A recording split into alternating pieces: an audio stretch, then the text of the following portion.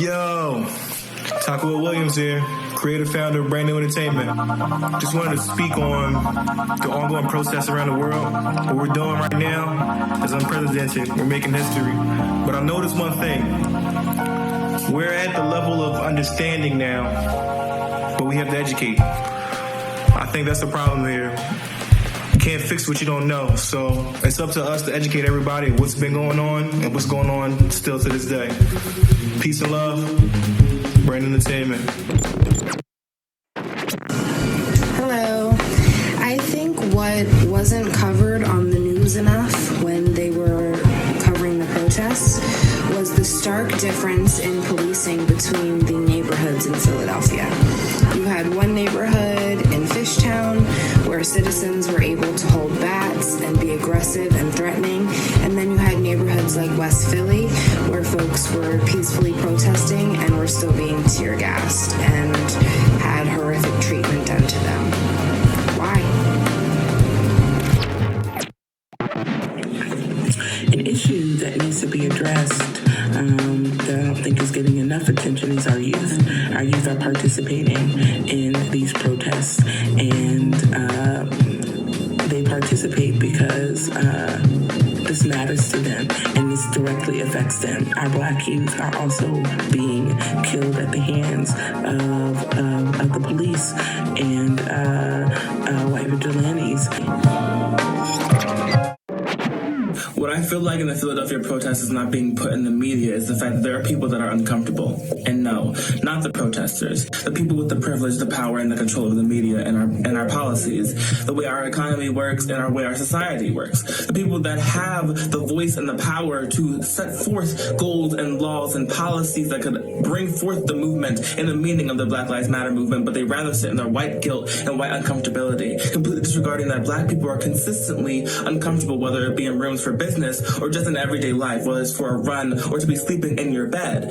They are consistently uncomfortable, but they love blaming other people for other problems, pointing out the riots, but not pointing out the countless riots that they have caused. This is how I think the protest came about, because voices were not being heard. We are tired. We are tired of being harassed, all because of the color of our skin. We are tired of being killed because of the color of our skin. We are tired. And that is why we protest. Hey y'all, this is Auto 5 reporting live from Kansas City, Kansas. And I think the main thing that is not being addressed is that Black women and Black queer trans people need to be uplifted as the leadership for this movement.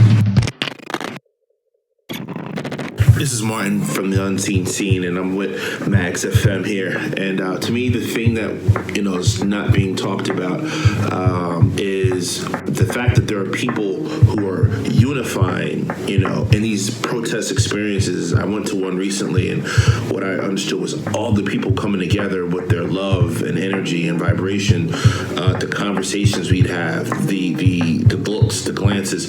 These are the things that I think that are being missed. Yes, they're talking about the cause and all the different aspects of why people are protesting the violence, but what's being lost is the fact that these people all across the country and the world are coming together. My name is Kathleen Ogilvie Green, and I thoroughly believe that one of the issues that needs to be addressed is the funding for the arts. The arts are a gateway not only for mental health, but for understanding of other cultures.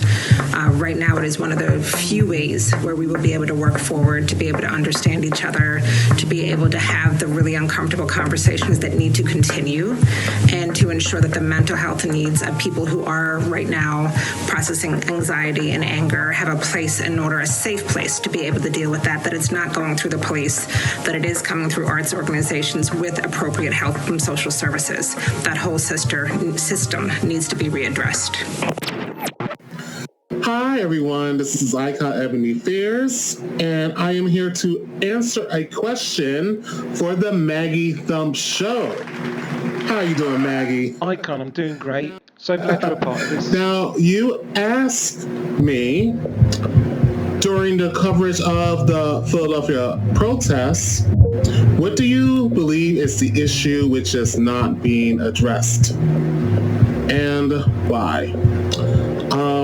I believe one of the issues that's not being addressed is the treatment of Black trans people in the community at large and the treatment of Black trans people in the system. I feel like that's never been covered enough, and I believe that we should amplify the voices of Black trans people because they are a part of the movement. And we are a community that started the Pride movement and started the Pride protests. So I believe that if you're going to cover Black Lives Matter, you need to cover all the Black Lives Matter because Black trans lives matter as well as all Black lives.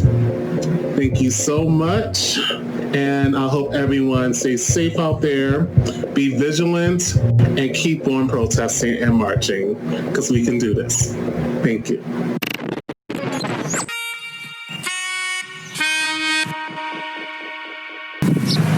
Yeah, you can loot and shoot if all you want, but if you ain't fighting the right enemy, the real enemy, you're only hurting your people. Think about what you're doing and to whom you're doing it to.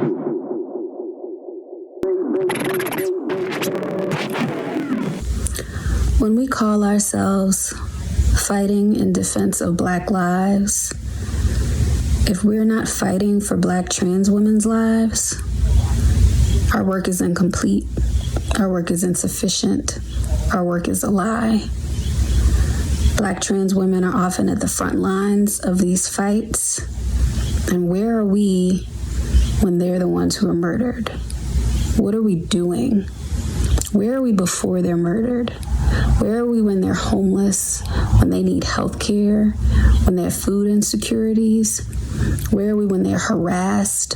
Where are we when folks are disparaging them in casual conversation? Where are we for Black trans women? What are we doing?